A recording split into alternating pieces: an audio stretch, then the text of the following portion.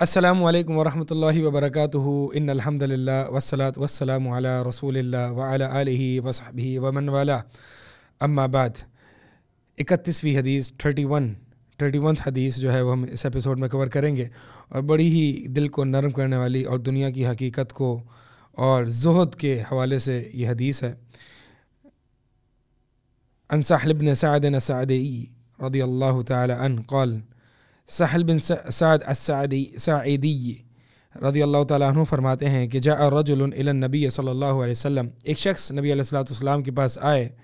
और उन्होंने कहा कि या रसूलल्लाह दुल्लनी अला अमलिन, ऐसे अमल की तरफ हमारी रहनुमाई कीजिए, इज़ा अमिलतुहु अहब्बनी अल्लाह, कि अगर वो मैं अमल कर लूँ तो अल्लाह ताला मुझसे मोहब्बत कर ले, व अहब्बनी अन्नास, और मुझसे लोग भी मोहब्बत कर लें। तो नबी अलैहिस्सलातु वस्सलाम ने इन दोनों सवालात के जवाबात दोनों जुमलों से अदा किए कि इज़हद फ़ि दुनिया युहिब्बकल्लाह, ज़ुहद इख्तियार करो दुनिया के हवाले से, अल्लाह तुझसे मोहब्बत करेगा। वज़हद फ़ी ऐदिन नास, और जो लोगों के हाथों में उससे ज़ुहद इख्तियार करो, लोग भी तुझसे मोहब्बत करेंगे। इसमें जो सवाल है नबी अलैहिस्सलातु वस्सलाम से जो सवाल किया गया है उसमें दो सवाल हैं। एक सवाल तो यह है कि ऐसा अमल बताइए कि जिसमें जो मैं करूं तो अल्लाह ताला मुझसे मोहब्बत करे। ये ख्वाहिश, ये मतलूब और ये इंसान की चाहत, हर मोमिन की चाहत होनी चाहिए, क्योंकि असल बात ये नहीं कि आप अल्लाह से मोहब्बत करते हैं, असल बात यह है कि अल्लाह आपसे मोहब्बत करता है। मोहब्बत जो होती है वो दो तरफ़ा होती है, एक तरफ़ा मोहब्बत तो फिर मोहब्बत झूठी होती है, ये मोहब्बत का सिर्फ दावा ही होता है। बहुत से लोग अल्लाह से मोहब्बत का, नबी अलैहिस्सलातु वस्सलाम से मोहब्बत का दावा तो करते हैं, लेकिन हमें ये देखना चाहिए कि वाकई अल्लाह भी उनसे मोहब्बत करता है या नहीं। तो शख्स ने ये नहीं कहा कि या रसूलल्लाह मुझे ऐसा अमल बता दीजिए जिससे मैं अल्लाह से मोहब्बत करूँ, क्योंकि अल्लाह की मोहब्बत इंसान की फ़ितरत में है, ऐसा मुमकिन नहीं, या उसे इंसान को अपनी फ़ितरत के ख़िलाफ़ जाना पड़ेगा और बहुत कोशिश करनी पड़ेगी कि वो अल्लाह से मोहब्बत ना करे। तो इंसान की फ़ितरत में अल्लाह की मोहब्बत रखी जा चुकी है। लिहाजा असल सवाल यही है जो कि उस शख्स ने किया। कुर्बान जाएँ ऐसे सहाबा पर रज़ियल्लाहु ताला अन्हुम अजमाइन कि नबी अलैहिस्सलातु वस्सलाम के पास इस तरह के बड़े ही अहम सवालात किया करते और नबी अलैहिस्सलातु वस्सलाम मेरे वालिदैन आप पर कुर्बान हो जाएं, कि वो बड़े ही अहम उसूलों से और इन जवाबात से हमारी रहनुमाई फरमाते रहे।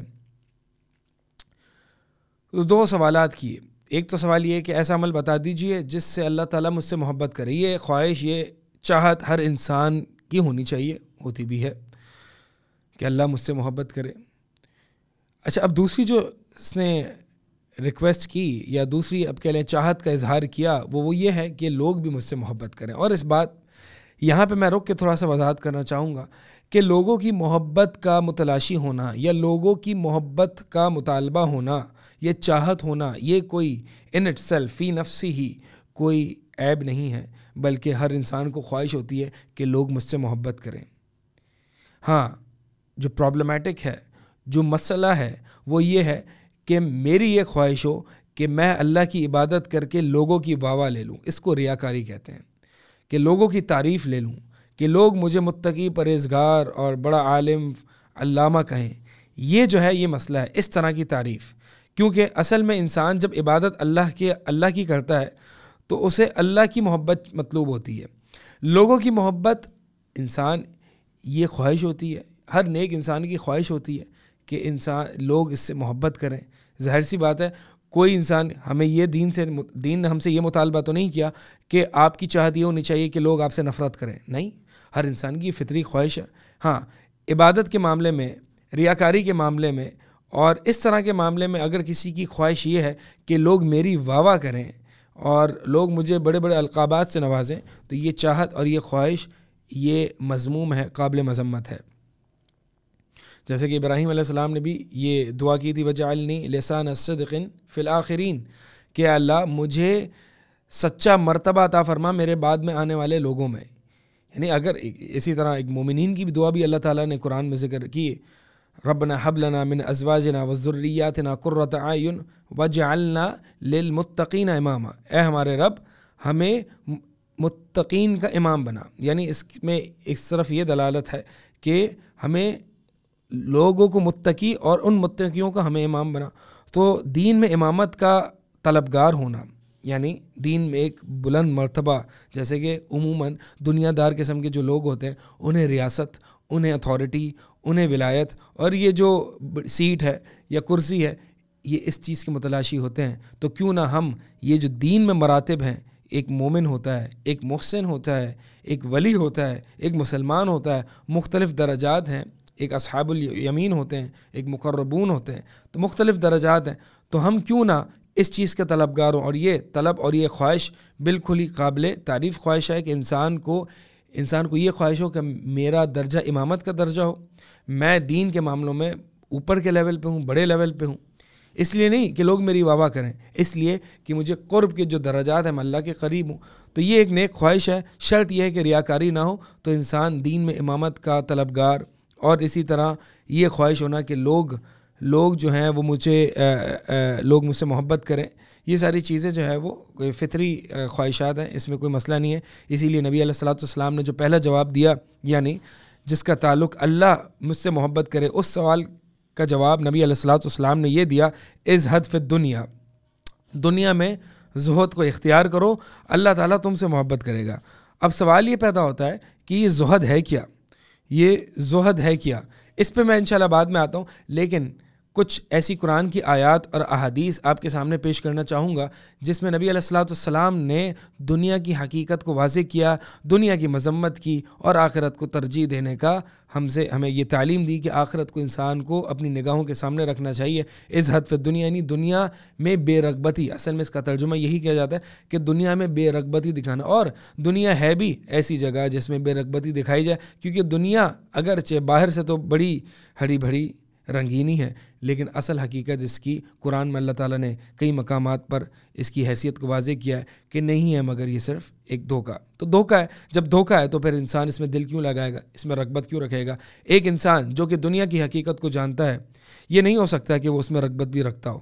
اسی لیے زہد اس کا زیادہ ہوتا ہے کہ جو دنیا کی حقیقت سے واقف ہوتا ہے، اور دنیا کی حقیقت سے واقف ہونے کے لیے ہمیں آخرت کا علم ہونا ضروری ہے۔ آخرت کا علم ہوگا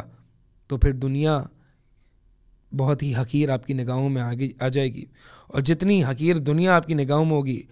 اتنا ہی دنیا کی حقیقت آپ کے سامنے واضح ہوگی۔ دنیا کی حقیقت واضح ہوگی تو دنیا سے دل نہیں لگے گا، جب دنیا سے دل نہیں لگے گا تو اللہ تعالیٰ سے دل لگے گا۔ تو یہی بات ہے، اللہ تعالیٰ قرآن میں کئی مقامات پر دنیا کو ترجیح نہ دینے کا ہمیں درس دیا ہے، بل تؤثرون الحیات الدنیا والآخرۃ خیر وابقیٰ، بلکہ اللہ تعالیٰ ہمیں کہیں جھنجھوڑ رہا ہے، کہیں ہلا رہا ہے، کہیں ڈانٹ ڈپٹ ہے، کہیں ترغیب ہے، مختلف انداز سے اللہ تعالیٰ ہمیں یہ سمجھا رہے ہیں کہ بل تؤثرون الحیات الدنیا، بلکہ تم تو دنیا کی زندگی کو ترجیح دیتے ہو، والآخرۃ خیر وابقیٰ، اور حالانکہ آخرت وہ زیادہ بہتر اور زیادہ باقی رہنے والی ہے۔ ظاہر سی بات ہے، آخرت کا اور دنیا کا کوئی تقابل ہی نہیں ہے۔ نبی علیہ الصلوۃ والسلام نے ایک حدیث میں دنیا اور آخرت کا تقابل اور کمپیریزن کر کے بتایا کہ دنیا آخرت کے مقابلے میں، یا آخرت دنیا کے مقابلے میں ایسی ہے جیسے کہ تم میں سے کوئی شخص اپنی انگلی سمندر میں ڈالتا ہے اور پھر اس کو نکالتا ہے تو دیکھے انگلی پر کتنا پانی لگا ہے، یہ ہے دنیا اور پورا سمندر آخرت ہے۔ اسی طرح ایک اور حدیث میں نبی علیہ الصلوۃ والسلام فرماتے لموضع صوت احدکم فی الجنۃ خیر من الدنیا وما فیہا، کہ جنت میں ایک چھوٹی ڈنڈی جتنی جگہ پوری دنیا اور جو کچھ اس میں ہے اس سے بہتر ہے۔ اب جنت کی اتنی چھوٹی سی جگہ، یہ دنیا وما فیہا سے بہتر ہے، تو کوئی کمپیریزن ہی نہیں ہے۔ اگرچہ یہ ہمیں سمجھانے کے لیے بتایا جا رہا ہے، ویسے تو کوئی کمپیریزن ہے ہی نہیں، یعنی دنیا اور آخرت کا کوئی کمپیریزن ہی نہیں ہے۔ جیسے کہ پوچھا جائے گا قیامت والے دن کہ کم لبثتم فی الارض عدد سنین، کتنے ایام رہے تم یا کتنے سالوں رہے تم اس زمین میں، لبثنا یوما او بعد یوم فاسأل العادین، کہ ہم کہیں گے ہم جو ہے وہ دن یا دن کا کچھ حصہ رہے، کیونکہ جب آخرت کو انسان اپنی نگاہوں سے دیکھ لے گا کل کو قیامت والے دن، تو اس کو دنیا کی حقارت، دنیا کی بے رغبتی، دنیا کی حقیقت واضح ہو جائے گی کہ بھائی ہم تو صرف دن کا آدھا حصہ رہے یا چند لمحات رہے۔ اصل زندگی تو آخرت کی زندگی ہے، لیکن ابھی چونکہ ہم دنیا کی زندگی میں، اور یہ دنیا ایک دھوکے کا سامان ہے، اس لیے ہم یہ سمجھ بیٹھتے ہیں اور اس دھوکے میں آ جاتے ہیں کہ بھائی ابھی تو بہت ٹائم پڑا ہے، ابھی تو بڑی لمبی زندگی ہے۔ تو اللہ تعالیٰ جو ہے وہ ایک اور جگہ فرماتے ہیں ترید عرض الدنیا واللہ یرید الآخرہ، تم لوگ دنیا کا ساز و سامان جو کہ فانی ہے وہ چاہتے ہو، لیکن اللہ تعالیٰ تمہارے لیے آخرت چاہتا ہے۔ تو دنیا کی حقارت جو ہے وہ ایک حدیث میں نبی علیہ الصلوۃ والسلام صحابہ کے ساتھ جا رہے تھے اور راستے میں دیکھا ایک بکری مری پڑی ہے۔ موقع کو غنیمت جان کے نبی علیہ الصلوۃ والسلام نے صحابہ کو دنیا کی حقیقت سے واضح کرنا چاہا اور پوچھا صحابہ سے کہ بتاؤ ذرا یہ بکری کی حیثیت تمہارے یہاں کیا ہے؟ کیا تم میں سے کوئی خریدے گا مجھ سے یہ؟ کہا یا رسول اللہ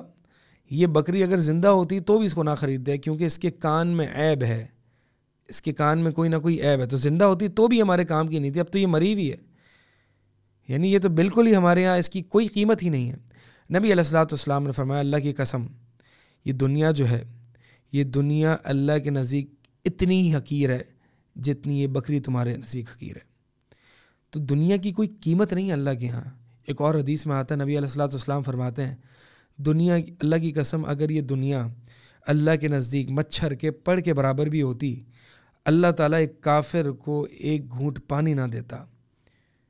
لیکن اللہ تعالیٰ سب کو کھلا رہا ہے، سب کو پلا رہا ہے، یہ اس کی رحمت کا تقاضا بھی ہے، یہ اس کی رحمت بھی ہے، لیکن اصل بات یہ بھی ہے کہ اس دنیا کی کوئی حیثیت نہیں ہے اللہ کے ہاں، کوئی حیثیت نہیں ہے۔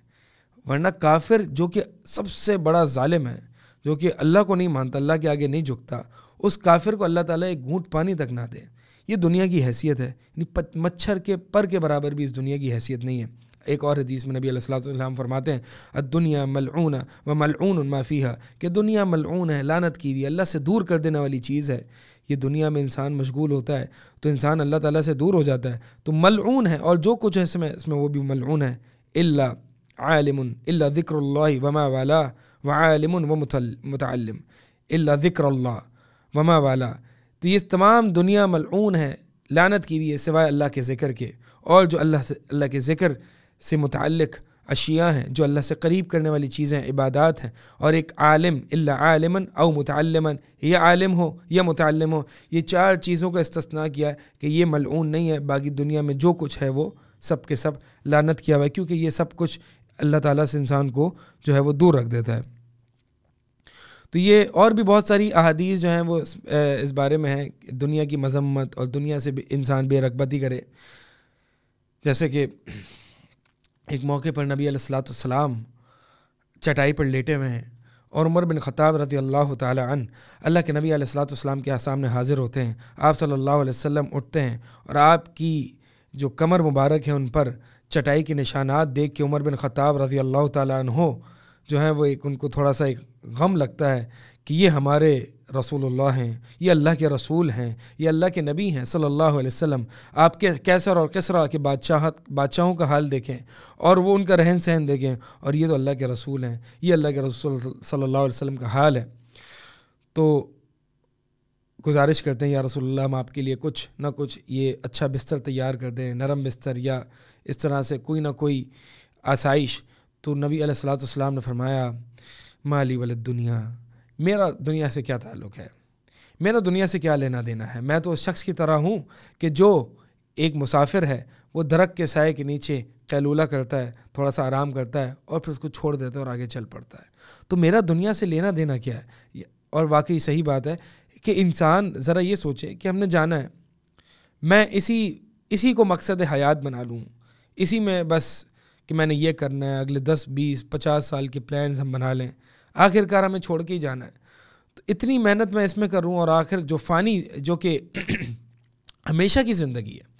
اس کو میں داؤ پہ لگا دوں اور اس کے لیے میں کچھ نہ کروں، ظاہر سی بات ہے حماقت سے کم اور کچھ نہیں کہیں گے۔ تو اصل میں زہد ہے کیا؟ زہد کہتے ہیں کہ کسی چیز سے اعراض کرنا، اسے حقیر جانتے ہوئے، کسی چیز سے بے رغبتی ظاہر کرنا، کسی چیز میں رغبت نہ کرنا، کسی چیز سے اعراض کرنا، اس سے منہ موڑ لینا،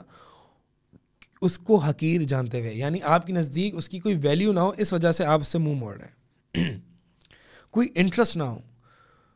کوئی فوکس نہ ہو، اس وجہ سے آپ اس کو حقیر جانتے ہوئے سے منہ موڑ لیں۔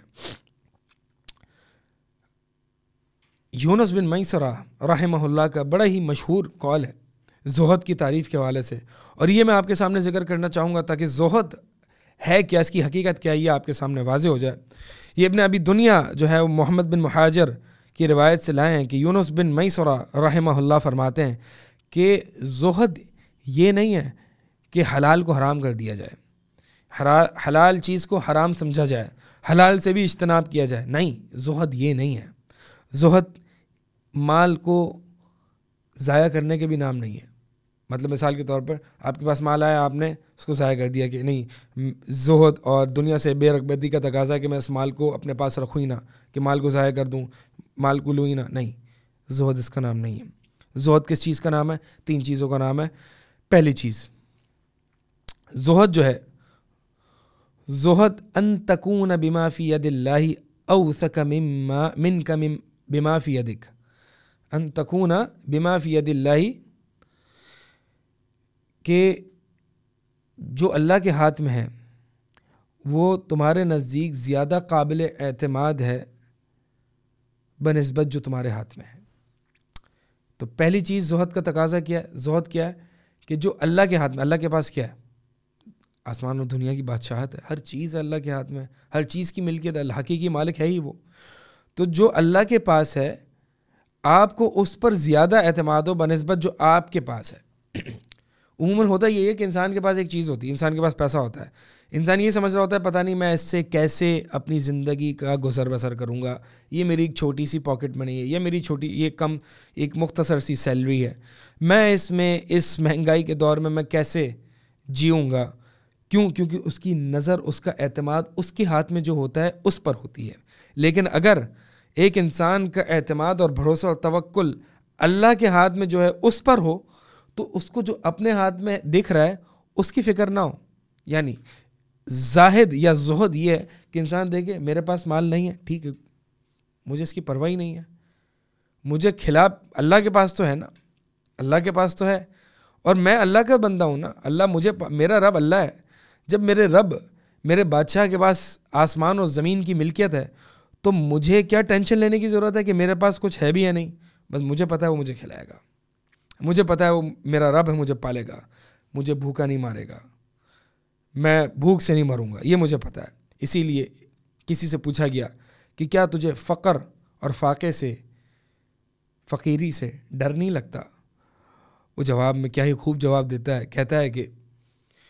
میں کیسے ڈروں فقر سے کہ میرا مالک آسمان اور زمین کا بادشاہ ہے، اس کے ہاتھ میں آسمان اور زمین کے خزانے ہیں، یعنی میں کیسے ڈر سکتا ہوں؟ مثال کے طور پر آپ کو یہ بات بتاؤں، ایک شخص ہے، ایک نوجوان ہے، اس نوجوان سے پوچھتے ہیں کہ یار تمہیں اپنے فیوچر مستقبل کے بارے میں ڈر نہیں لگتا؟ کیا کرو گے، کیا کماؤ گے؟ وہ کیا آگے سے، اگر وہ امیر باپ کی اولاد ہوتا ہے، کیا کہتا ہے؟ میرے باپ کے پاس پیسہ اتنا ہے، مجھے کوئی ٹینشن لینے کی ضرورت ہی نہیں ہے، مجھے فکر کرنے کی ضرورت نہیں ہے۔ کیوں؟ اگرچہ اس کے پاس نہیں ہے لیکن اس کی نظر کس پر ہوتی ہے؟ اس کے باپ کے پاس ہے۔ میرے باپ کے پاس ہے تو مجھے کوئی ٹینشن لینے کی ضرورت ہی نہیں ہے۔ مجھے بتائیں ذرا، باپ تو پھر بھی انسان ہے نا، باپ کے پاس جو پیسہ ہے وہ جا بھی سکتا ہے، اللہ کی ملکیت میں جو آسمان اور زمین کے خزانے ہیں وہ کبھی جا سکتے ہیں؟ اللہ اکبر، اللہ کی ملکیت میں جو کچھ ہے، آپ کس چیز کا انسان کو خوف ہے؟ یار میں اللہ کا بندہ ہوں، میں اپنے رب کا بندہ ہوں، میں اس کے آگے سجدہ کرتا ہوں 5 وقت، میں اللہ کے آگے جھکتا ہوں، اللہ کے آگے گر گراتا ہوں۔ مجھے ٹینشن ہو سکتی ہے کہ میں فقر سے مروں گا اس حال میں کہ میرا مالک، میرا بادشاہ آسمان اور زمین کے خزانوں کا مالک ہے، اس کے پاس تو کبھی کمی کوئی کسی چیز کی نہیں ہے۔ حتیٰ کہ حدیث میں آتا ہے کہ اے انس و جنس، اے انسانوں اور جنوں، سب کے سب شروع سے لے کر اول تک، آدم علیہ السلام سے لے کر آخر انسانیت تک، سب کے سب ایک چٹیل میدان میں کھڑے ہو جاؤ، سب کے سب بیک وقت اللہ تعالیٰ سے جو چاہو مانگو، اللہ تعالیٰ سب کو عطا کر دے۔ اللہ کی ملکیت میں سے اتنا بھی کم نہیں ہوگا جتنا ایک سوئی، ایک نیڈل پانی میں ڈالی جاتی ہے اور پھر جب وہ نکالی جائے تو کیا وہ نیڈل پانی یا وہ سوئی سمندر میں سے کتنا کا پانی کم کر دے گی؟ اللہ کی ملکیت میں سے اتنا بھی کم نہیں ہوتا۔ اللہ تعالیٰ سب کو نواز دینا، اللہ کی ملکیت میں کمی آ ہی نہیں سکتی۔ تو انسان کو جب یعنی تعجب ہے، واللہ تعجب ہے اس عبد الرزاق پہ جس کا رب رزاق ہے، وہ ڈرتا ہے کہ مجھے روزی نہیں ملے گی. کیسا عبدالرزاق ہے؟ اس عبدالقادر پر تعجب ہے کہ جو ڈرتا ہے اس بات پر کہ میرے خرچے کیسے پورے ہوں گے. اس کا رب قادر ہے اور وہ عبدالقادر ہے. تعجب ہے اس عبدالباسط پر کہ جس کا رب رزق کو پھیلانے والا ہے اور تنگ کرنے والا ہے جس پر چاہے. تعجب ہے اس پر کہ وہ کیسا بندہ ہے کہ اس کو اس بات میں شک ہے پتہ نہیں مجھے رزق ملے گا یا نہیں ملے گا. اللہ اکبر. تو یہ انسان کو جو ہے نا یہ مانا ہے کہ زہد کیا ہے کہ آپ کا اصل بھروسہ، اصل نظر جو اللہ کے پاس ہے خزانے اس پر ہو، نہ کہ جو آپ کے پاس ہے. آپ کو بظاہر اپنے پاس کچھ نہیں دکھ رہا، میرے ہاتھ میں کچھ نہیں ہے، میرا کوئی اتنا کیپٹل نہیں ہے، کوئی ویلتھ نہیں ہے، کوئی مسئلہ نہیں، میرے رب کے پاس تو ہے نا، میں فقیر ہوئی نہیں، میرے رب کے پاس ہے. اللہ اکبر. دوسرا کیا ہے کہ زہد کیا ہوتا ہے؟ وَأَن يَكُونَ حَالُكَ فِي الْمُصِيبَةِ وَحَالُكَ إِذَا لَمْ تُصِبْ بِهَا سَوَاءً. اور ایک اور بعض اہل علم فرماتے ہیں کہ یعنی مصیبت میں اور جب مصیبت نہ ہو، ان دونوں صورتوں میں تمہاری حالت ایک جیسی ہو. بعض سلف فرماتے ہیں اس کی یعنی زہد یہ بھی ہے کہ مصیبت کی وجہ سے جو اجر و ثواب ہے اس کی حرص زیادہ ہو بنسبت وہ جو مصیبت جو آپ سے کوئی نعمت لے کے چلی گئی اس نعمت کی بقا سے کی حرص سے زیادہ اس مصیبت کے اجر و ثواب کی حرص ہو. یعنی مثال سے بات سمجھاتا ہوں. مثال کے طور پر کہ ایک شخص ہے، اس کو کوئی مصیبت پہنچتی ہو اور اس کا مثال کے طور پر کاروبار میں نقصان ہو جاتا ہے. اب وہ جو نقصان ہوتا ہے، وہ جو مصیبت ہوتی ہے، ایک ہے مصیبت کا اجر و ثواب. اب اجر و ثواب کی حرص اس سے زیادہ ہوتی ہے بنسبت اس مال و دولت کے یا اس کاروبار کے جو ہلاک ہو گیا. اسی لیے آپ دیکھیں کہ اللہ تعالیٰ جو ہے وہ کسی شخص کے بیٹے کو فوت کرتا ہے. جب اللہ تعالیٰ کسی شخص کے بیٹے کو فوت کرتا ہے تو وہ ملائکہ سے پوچھتا ہے کہ اے ملائکہ، تم نے جو ہے وہ اس کے بیٹے کو فوت کر دیا، اس کے بیٹے کی روح کو قبض کر لیا. ملائکہ کہتے ہیں فیقولون نعم، کہتے ہیں حل اخذتم، اللہ تعالیٰ فرماتا ہے حل اخذتم بثمرۃ فؤاد عبدی، کہ کیا تم نے اس کے جگر کے ٹکڑے کو لے لیا. فیقولون نعم، اللہ تعالیٰ پوچھتا ہے کہ ماذا قال عبدی، تو بندہ اپنے بیٹے کی اس فوتگی پر کیا کہتا ہے؟ تو اللہ تعالیٰ ملائکہ فرماتے ہیں کہ وہ جو ہے وہ اے اللہ تیری حمد بیان کرتا ہے، واسترجع، اور انا للہ و انا الیہ راجعون پڑھتا ہے، یعنی صبر کرتا ہے. تو اللہ تعالیٰ فرشتوں سے کہتا ہے فرشتوں گواہ ہو جاؤ کہ میں نے اس کے لیے جنت میں ایک گھر بنا دیا جس کا نام بیت الحمد ہے، یعنی ایسا گھر کہ جو قابل تعریف ہے، بیت الحمد. تو ایک انسان جس کا بیٹا فوت ہو جائے مصیبت ہے یقیناً، لیکن اس مصیبت کے بدلے میں جو اللہ تعالیٰ اس کو جنت میں کل کو دے گا اس کی نظر اس اجر و ثواب پر ہے اور وہ اس کے زیادہ حرص ہے بنسبت جو اس کا بیٹا اللہ تعالیٰ نے لے لیا. تو یہ معنی ہے کہ مصیبت میں جو ہے وہ اس یعنی اجر و ثواب کی حرص ہو، یہ زہد ہے. اور تیسری بات جو ہے وہ وَأَن يَكُونَ مَادِحُكَ وَذَامُّكَ فِي الْحَقِّ سَوَاءً، کہ تیری تعریف کرنے والا اور تجھ پر مذمت کرنے والا دونوں برابر ہو، یعنی تجھے کوئی فکر نہ ہو کہ لوگ میری تعریف کرتے ہیں یا میری مذمت کرتے ہیں. ایک انسان اگر کوئی اللہ کو راضی کرنا چاہتا ہے تو اس کو اس چیز کی فکر نہ ہو، یعنی لوگوں سے بالکل استغنا ہو، بالکل غنی ہو. تو یہ تین چیزیں جو ہیں، یہ تین چیزیں زہد کہلاتی ہیں. اب آپ اگر غور فرمائیں تو یہ تین چیزیں ان کا تعلق دل سے ہے، انسان کے دل سے. یہ چیزیں انسان کے دل میں ہوتی ہیں، ظاہر میں نہیں دکھائی دیتی. اسی لیے کبھی بھی کسی شخص کو دیکھ کے فیصلہ نہیں کیا جا سکتا کہ آیا کہ یہ زاہد ہے یا نہیں. بہت سے لوگ جو ہیں وہ پھٹے پرانے کپڑے یا اس طرح سے انداز میں چلتے ہوئے گویا کہ عاجزی کا اظہار کرتے ہوئے، اور ان کو اس کی یہ اپیرنس دیکھ کے زہد کا فتویٰ لگا دیا جائے. یا کوئی ایک شخص ہے جو اچھا سا لباس پہنتا ہے اور اس طرح سے کندھے جھکا کے اور اس طریقے سے نہیں بھی چلتا لیکن بہرحال عاجزی سے چلتا ہے، اس پر یہ فتویٰ لگا دینا کہ یہ زاہد نہیں ہے، یہ زہد اس میں نہیں ہے، تو یہ بالکل بے معنی باتیں ہیں. ظاہری وضاحت سے انسان کے زہد کا جو ہے وہ فیصلہ نہیں کیا جا سکتا، بلکہ زہد کا تعلق دل سے ہے۔ حقیقی بات جو شیخ الاسلام ابن تیمیہ رحمہ اللہ نے فرمائی ہے، اصل زہد یعنی ان تمام چیزوں کو اگر میں سم اپ کروں، اس کا خلاصہ بیان کروں تو زہد کیا ہے؟ ابن تیمیہ رحمہ اللہ فرماتے ہیں، اور یہ بہترین تعریف ہے کہ زہد یہ ہے کہ جو بھی چیز اللہ تعالیٰ سے آپ کو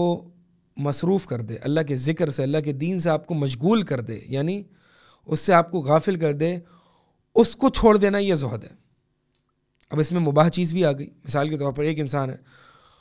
اس کو پتہ ہے کہ یار میں اگر بہت زیادہ سپورٹس کھیلوں گا تو مجھے اللہ کے ذکر سے مشغول کر دے گی، اب زہد کا تقاضا یہ کہ میں اس کو چھوڑ دوں۔ اسی طرح مثال کے طور پر یہ بھی ہو سکتا ہے کہ ایک انسان جو ہے وہ بہت زیادہ دنیا کمانے میں ٹائم دے رہا ہے، اس کو پتہ ہے کہ یہ مجھے اللہ سے مشغول کرے گی تو میں اس کو چھوڑ دوں۔ تو یعنی ہر وہ چیز جو اللہ تعالیٰ سے آپ کو مشغول کر دے، اللہ کے دین سے مشغول کر دے، یعنی اللہ کے دین سے آپ کو مصروف کر دے، اس چیز کو چھوڑ دینا یہ زہد ہے۔ اور ورع کیا ہے؟ ہر وہ چیز جس کا یہ آپ کو اندیشہ ہو، یہ خوف ہو کہ اللہ مجھے ناراض ہو جائے گا، اس کو یعنی یہ خوف، یہ ظن، یہ گمان کے مطابق اس چیز کو چھوڑ دینا، یہ بھی ورع ہے۔ تو یہ جو زہد ہے وہ یہ ہے کہ اللہ تعالیٰ یعنی جو بھی چیز آپ کو اللہ تعالیٰ سے مصروف کر دے اس کو چھوڑ دینا۔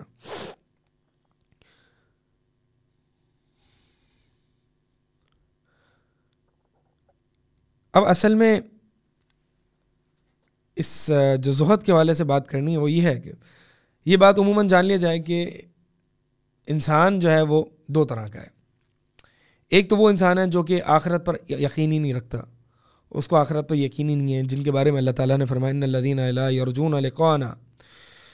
ورضوا بالحیات الدنیا واطمأنوا بها، کہ وہ لوگ بے شک جو آخرت پر ایمان نہیں رکھتے، جو ہماری ملاقات پر یقین نہیں رکھتے اور اس دنیا کی زندگی سے راضی ہو کر اسی پر اطمینان دل لگا بیٹھے ہیں،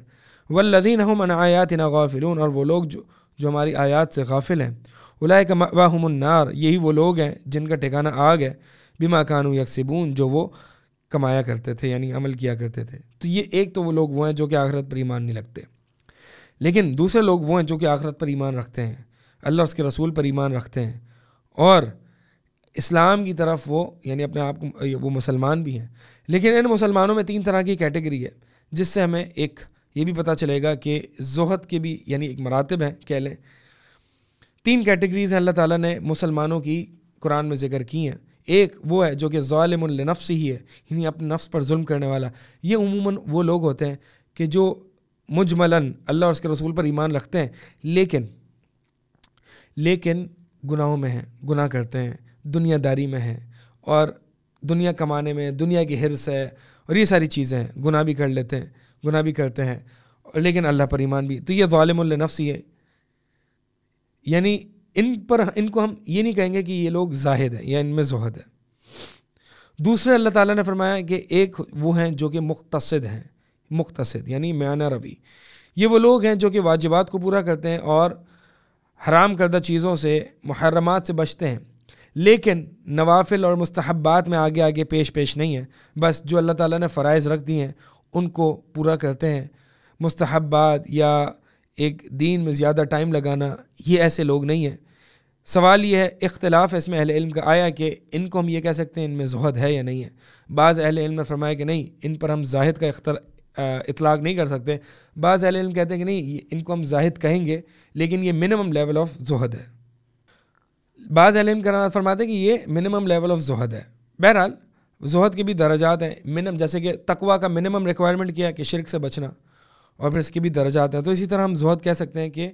زہد کا منیمم درجہ کیا ہے کہ جو اللہ تعالیٰ نے حرام کر دیا ہے اس سے بچنا، اس سے بے رغبتی کرنا، اس سے انسان دور ہے، اس سے اعراض کرنا، یعنی وہ دنیا کے معاملات جو اللہ تعالیٰ نے انسان کو روک دیے کہ یہ معاملات آپ نے نہیں کرنے، تو اس سے بے رغبتی کرنا، یہ منیمم لیول آف زہد ہے۔ تو اگر زہد کا اس طرح سے اطلاق کیا جائے تو صحیح ہے۔ پھر اس کے بعد جو سب سے اونچے لیول کا طبقہ ہے وہ ہے سابقم بالخیرات باذن اللہ. یہ وہ لوگ ہیں جو کہ خیر میں پیش ہونے والے ہیں, یعنی ہر خیر کے کام, ہر دین کے کام, ہر بھلائی کے کام میں آگے رہنے والے. یہ وہ ہیں جو فرائض کو بھی پورا کرتے ہیں, محرمات سے بھی بچتے ہیں, اور مستحبات اور نوافل کو بھی دین میں بھی اپنا کافی حد تک وہ ٹائم لگاتے ہیں, اپنے آپ کو دین میں مصروف رکھتے ہیں, دین کے کاموں میں. اور یہ ابن رجب الحنبلی رحمہ اللہ فرماتے ہیں یہ دو قسم کے لوگ ہیں, یعنی سابقون بالخیرات دو طرح کے زہد کے حوالے سے. ایک تو وہ ہیں جو یہ کہتے ہیں کہ بس مجھے دنیا اتنی چاہیے جتنی میری کمر سیدھی رہ جائے اور میں اللہ کی عبادت کر لوں, بس مجھے اتنی ہی دنیا چاہیے. زائد دنیا آتی ہے تو وہ خرچ کر دیتے ہیں, رکھتے ہی نہیں اپنے پاس. ایک طرح کی کیٹیگری وہ ہے. دوسری کیٹیگری وہ ہے کہ وہ کہتے ہیں کہ نہیں, مال اگر زائد آ جائے تو کوئی مسئلہ نہیں ہے, ہرس ایسی نہ ہو کہ انسان کو دین سے روک دے. اگر آ جاتا ہے زائد مال, یا یہ اس طرح کے وہ لوگ ہیں کہ جو مباح کاموں کو ارتکاب کرتے ہیں, یعنی مثال کے طور پر وہ تھوڑا سا بریک بھی لیتے ہیں, وہ تھوڑا سا انجوائے بھی کر لیتے ہیں, لیکن نیت کیا ہوتی ہے کہ وہ اگر دنیا کی مثال کے طور پر کھانے کو انجوائے کر لیا, اچھا کھانا کھا لیا, اچھا لباس پہن لیا, یا کہیں اگر مثال کے طور پر گھومنے پھرنے چلے گئے, تو یہ وہ یعنی سابقون بالخیرات کی دوسری کیٹیگری وہ ہے کہ جو ان چیزوں کو کرتی ہے, لیکن مقصد صرف کیا ہوتا ہے, مقصد یہ ہوتا ہے کہ عبادت میں قوی ہو جائے, عبادت میں اسٹرانگ ہو جائے. یعنی اگر وہ سپورٹس کھیلتے ہیں تو عبادت میں اسٹرانگ ہو جائے, عبادت میں مزید قدرت آ جائے. ٹھیک ہے. اسی طرح اگر وہ کہیں گھومنے پھرنے چلے جاتے ہیں ونس ان اے بلو مون یا ونس ان اے وائل, وہ یعنی مقصد ان کا یہ روٹین نہیں ہے, کبھی کبھار اگر چلے گئے یہ بریک لے لیا تو وہ اس لیے لے لیا کہ عبادت میں اپنے آپ کو, دین میں وہ جو ٹائم لگا رہے ہیں اس میں اپنے آپ کو مزید اسٹرانگ کر سکیں, تو اس میں بھی انشاءاللہ کوئی حرج نہیں. یعنی دونوں کیٹیگری کے جو ہیں وہ لوگ پائے جاتے ہیں. اسلاف میں جو ہے وہ دونوں کیٹیگری کے لوگ رہے ہیں, یعنی سابقون بالخیرات جو ہے وہ دونوں کیٹیگری کے لوگ رہے ہیں. اسی لیے بعض سلف کا قول ہے کہ ینبغی للعاقل ان لا یغفل عن 4 ساعات, کہ ایک عقل مند انسان کے لیے یہ لائق ہے کہ یہ 4 طرح کے اوقات سے غفلت نہ برتے. یعنی یہ 4 طرح کے زندگی کے اوقات ہیں, سب کو اپنا ڈیو ٹائم دے. پہلا وقت کیا ہے, ساعۃ یحاسب فیہا نفسہ, پہلا ایسا بھی ٹائم دے اپنے آپ کو کہ جس میں وہ اپنے آپ کا محاسبہ کرے, اپنا محاسبہ کرے اپنا نفس کا. دوسرا وساعۃ یناجی فیہا ربہ, دوسرا وہ ٹائم بھی ہے کہ جس میں وہ اپنے رب کے ساتھ مناجات کرے, پرائیویٹ عبادت کا وقت ہے. تیسرا وساعۃ ایسا وقت جس میں وہ اپنے بھائیوں سے ملے اور یخبرون الذی یخبرونہ بعیوبہ, ایسے بھائی جو ان کو نصیحت کریں, یعنی واعظ و نصیحت کا مرحلہ ہو, علم و تعلم کا مرحلہ ہو, یعنی ایسا بھی وقت ہونا چاہیے. تیسرا وقت جو ہے وہ یہ علم و تعلم, درس و دروس اور بھائیوں سے ملنا اور نصیحت کرنا, یہ ساری چیزیں, یعنی سوشلائزنگ, اسلامک سوشلائزنگ بیسکلی. اور چوتھا جو ہے وساعۃ یخلی بین نفسہ و بین لذاتہا فیما یحل و یجمل, کہ ایسی بھی گھڑیاں آنی چاہیے, ایسے بھی اوقات آنے چاہیے جس میں وہ اپنے آپ کو, جس کو کہتا ہے نا می ٹائم, یخلی بین نفسہ و بین لذاتہا, کہ اپنے آپ کو می ٹائم دے, یعنی جس میں وہ تھوڑا سا انجوائے کرے اپنے آپ کو جو ہے وہ خوبصورت یا یعنی جمیل اور جو بھی اللہ تعالیٰ نے اس کے لیے جائز رکھا ہے. مثال کے طور پر اچھا کھانا ہے تو اچھا آؤٹنگ کر لے, تھوڑی سی اچھا کھانا کھا لے. فَإِنَّ فِي هَذِهِ السَّاعَةِ, کیونکہ یہ جو چوتھی بات ہے, چوتھا جو وقت ہے, فَإِنَّ فِي هَذِهِ السَّاعَةِ عَوْنًا عَلَى تِلْكَ السَّاعَاتِ, جو پہلے 3 اوقات ذکر کیے, یہ جو چوتھا وقت ہے یہ ان تمام تینوں اوقات میں یہ معاون ہے. خلاصہ کلام یہ ہے کہ اہل علم فرمایا کرتے تھے کہ یہ 4 اوقات میں انسان کو چاہیے کہ اپنی زندگی کو 4 حصوں میں ڈیوائڈ کرے. پہلی وہ زندگی جس میں انسان جو ہے وہ اپنا نفس کا محاسبہ کرے, غور و فکر, یعنی ایک تدبر تفکر والی زندگی جس میں انسان غور و فکر کرتا ہے اکیلے میں, یعنی دین کے حوالے سے. دوسرا جو حصہ ہے اپنی زندگی کا وہ حصہ ہے جس میں اپنی پرائیویٹ عبادات, اللہ تعالیٰ کے سامنے کھڑا ہوتا ہے, تہجد پڑھتا ہے, پرائیویٹلی اللہ تعالیٰ سے مناجات کرتا ہے, کانورسیشن کرتا ہے, عبادات کرتا ہے. دوسرا وقت یہ ہے. تیسرا وقت علم و تعلم کا, سوشلائزنگ کا, اور لوگوں سے ملنا ملانا جو ہے وہ بھی ہے, یعنی جس میں انسان جو ہے علم و تعلم کا سلسلہ رکھتا ہے. اب یہ تینوں جو ہیں وہ دینی کام ہے. چوتھا جس میں انسان اپنے نفس کو ٹائم دے, تھوڑا سا بریک دے, اور اس میں جو ہے جو اللہ تعالیٰ نے اس کے لیے جائز رکھا ہے وہ اس کو یوٹیلائز کرے. اور یہ جو چوتھا حصہ ہے, یہ تمام جو تینوں حصے ہیں ان کو جو ہے وہ معاون ہے, ان کو سپورٹ کرتا ہے. تو لہٰذا انسان کو چاہیے کہ انسان جو ہے وہ یہ اس طرح کا بریک ٹائم لے اور بالکل ہی ہر وقت، ظاہر سی بات ہے انسان ہے، ہر وقت جو ہے وہ عبادت نہیں کر سکتا، ہر وقت علم و تعلم کا سلسلہ نہیں جاری رکھ سکتا، بلکہ جیسے کہ اللہ کے نبی علیہ الصلوۃ والسلام نے حنظلہ رضی اللہ تعالیٰ عنہ سے فرمایا، لیکن حنظلہ ساعتاً و ساعتاً، اے حنظلہ اس کا بھی وقت ہے، اس کا بھی وقت ہے، یعنی فیملی ٹائم بھی ہے، دین کا ٹائم بھی ہے، فیملی ٹائم بھی ہے، بزنس کا ٹائم بھی ہے، کمائی کا ٹائم بھی ہے، اور جو ہے وہ دین کا ٹائم بھی ہے، عبادت کا ٹائم بھی ہے، دونوں کو اپنا اپنا ڈیو ٹائم دینا ہے، لیکن اصل نیت جو ہے وہ آخرت کی ہونی چاہیے، اصل نیت جو ہے وہ آخرت کی ہونی چاہیے۔ اگرچہ انسان جو ہے وہ بریک ٹائم لیتا ہے، دنیاوی امور انجام دیتا ہے، اصل نیت تمام چیزوں میں یعنی وہ بریک ٹائم بھی اسی لیے لے رہا ہے، یا وہ بزنس بھی اسی لیے کر رہا ہے، کما بھی اسی لیے رہا ہے تاکہ اپنی آخرت کو سٹرونگ کر سکے، آخرت کو پختہ کر سکے، اپنی عبادت کو اچھی کر سکے، اپنے اللہ تعالیٰ کے تعلقات کو اچھا کر سکے۔ اصل نیت جو ہے وہ آخرت ہی ہونی چاہیے۔ جب تک یہ نیت ہے تو انسان جو ہے وہ محفوظ ہے۔ تو بہرحال حدیث جو ہے وہ یہی ہے کہ یا رسول اللہ مجھے بتا دیجئے ایسا عمل کہ اگر میں وہ عمل کروں تو اللہ تعالیٰ مجھ سے محبت کرے۔ جامع نصیحت اللہ کے نبی علیہ الصلوۃ والسلام نے فرما دی کہ زہد کو اختیار کرو اس دنیا میں، یعنی اس دنیا میں جو بھی تمہیں اللہ تعالیٰ سے مشغول کر دے اس کو چھوڑ دو، یعنی جو تمہیں لگے کہ اللہ تعالیٰ سے یہ دور کرنے والی چیز ہے اس کو چھوڑ دو، اور جس سے آخرت میں کوئی فائدہ نہ ہو اس کو چھوڑ دینا، ٹھیک ہے۔ بہت سے انسان ایسی چیزیں کرتا ہے جس سے آخرت میں اس کو فائدہ نہیں ہوتا، تو زہد کا تقاضا یہ ہے کہ وہ ان چیزوں کو چھوڑ دے اللہ کے لیے، کیونکہ اصل مقصد تو آخرت ہی ہے۔ جب یہ انسان کرے گا تو اللہ اس سے محبت کرے گا، اور جب جس شخص سے اللہ محبت کرنے لگ جائے تو ایک اور حدیث میں آتا ہے کہ میں اس کا ہاتھ بن جاتا ہوں جس سے وہ پکڑتا ہے، میں اس کی آنکھیں بن جاتا ہوں جس سے وہ دیکھتا ہے، میں اس کا کان بن جاتا ہوں جس سے وہ سنتا ہے، میں اس کے پاؤں بن جاتا ہوں جس سے وہ چلتا ہے۔ یعنی اللہ تعالیٰ اس کو تمام حرام کاموں سے محفوظ کر لیتا ہے، اور اللہ تعالیٰ ان کی یہ جو اس شخص کے جو اعضاء ہیں، اس کی زبان ہے، اس کے کان ہیں، اس کی نگاہیں، اس کے پاؤں، اس کے ہاتھ ہیں، صرف اپنے دین کے لیے استعمال کر لیتا ہے، اپنے لیے اللہ تعالیٰ اس کو خالص کر لیتا ہے، اور پھر اللہ تعالیٰ سے وہ سوال کرتا ہے تو اللہ تعالیٰ اس کو دیتا ہے، یعنی اللہ تعالیٰ سے دعا مانگتا ہے تو اللہ تعالیٰ اس کی دعا کو قبول کرتا ہے۔ یہ اللہ تعالیٰ جب کسی بندے سے محبت کرتا ہے تو اللہ تعالیٰ جبریل سے کہتا ہے کہ اے جبریل،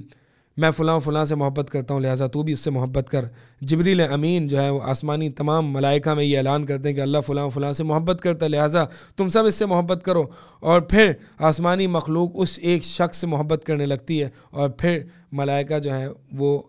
زمین والی یعنی زمین کے لوگوں اس میں بھی اس انسان کی مقبولیت اور محبت رکھ دی جا چکی ہوتی ہے۔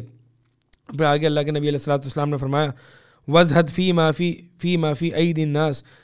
اور لوگوں، البتہ رہی بات یہ ہے کہ لوگ مجھ سے محبت کریں تو جو لوگوں کے پاس ہے اس میں انٹرسٹ نہ لو کہ فلاں کے پاس کتنا بڑا بزنس ہے، اس کی ویلتھ کتنی ہے، اس کا کتنا بڑا گھر ہے، اس کے پاس کتنا مال و دولت ہے، اس کے گھر میں کتنی گاڑیاں کھڑی ہیں، اس کو چھوڑ دو۔ دیکھیں اصل میں بات یہ ہے کہ لوگ اپنے مال و دولت سے محبت کرتے ہیں، اس کو پسند کرتے ہیں۔ مثال کے طور پر میرا مال ہے، میرا گھر ہے، میری فیملی، میری گاڑی ہے، یہ میری اپنی پرسنل چیز ہے، میں ان سے محبت کرتا ہوں۔ میں نہیں چاہوں گا کہ کوئی دوسرا میرے معاملات میں دخل اندازی کرے کہ بھائی اس کا یہ کتنے ایسٹس ہیں، کتنی گاڑیاں ہیں، مجھے پسند نہیں ہے۔ اب ظاہر سی بات ہے ایک معاملہ میرے یہ ان چیزوں میں مداخلت کرے گا، یہ جاننے کی کوشش کرے گا تو مجھے یہ پسند نہیں ہوگا، اور میں اس شخص سے محبت بھی نہیں کروں گا۔ تو ایک انسان لوگوں کے پاس جو ہاتھ میں جو بھی ہے اس سے بے رغبتی اختیار کرے، یعنی لوگوں کی آپ کی نظر لوگوں کے پاس کیا ہے اس معاملے میں نہ ہو۔ لوگ آپ سے محبت کریں گے تو لوگوں کے بارے میں لیسٹ انٹرسٹ ہو جائیں، یعنی لیسٹ انٹرسٹڈ ہو جائیں، لیسٹ کنسرنڈ ہو جائیں کہ لوگوں کے ہاتھ میں کیا ہے، لوگوں کے پاس کیا ہے، میں اس کے ساتھ یہ کروں گا تو وہ مجھے یہ دے گا، یہ اس سے غنی ہو جائیں، کیونکہ آپ کا تعلق اللہ کے ساتھ ہے، اصل ملکیت اللہ ہی کی ہے، اصل پیشانیاں اللہ ہی کے ہاتھ میں ہے۔ تو اگر ایک انسان کی نگاہ جو کچھ اللہ کے پاس ہے اس کے پاس، اس پہ نگاہ ٹک جائے، اس پر بھروسہ قائم ہو جائے، تو پھر لوگوں کے پاس کیا ہے اس کو اس انسان سے یعنی اس انسان کو اس سے کوئی غرض نہیں ہوتا کہ لوگوں کے پاس کیا ہے، ہوتا ہو اس کے پاس ہو جتنا مال ہے ہو، میرا کیا تعلق، مجھے دینے والا تو اللہ ہے، وہ تھوڑی ہے۔ تو جب انسان اس مقام پر پہنچ جاتا ہے تو اللہ بھی اس سے محبت کرتا ہے اور لوگ بھی اس سے محبت کرتے ہیں۔ اللہ تعالیٰ سے دعا ہے کہ اللہ تعالیٰ حقیقی معنی میں ہمیں زہد اور تقویٰ کے اور ورع کے مقامات پر پہنچنے کی توفیق عطا فرمائے۔ اقول قولی ھذا استغفر اللہ لی ولکم۔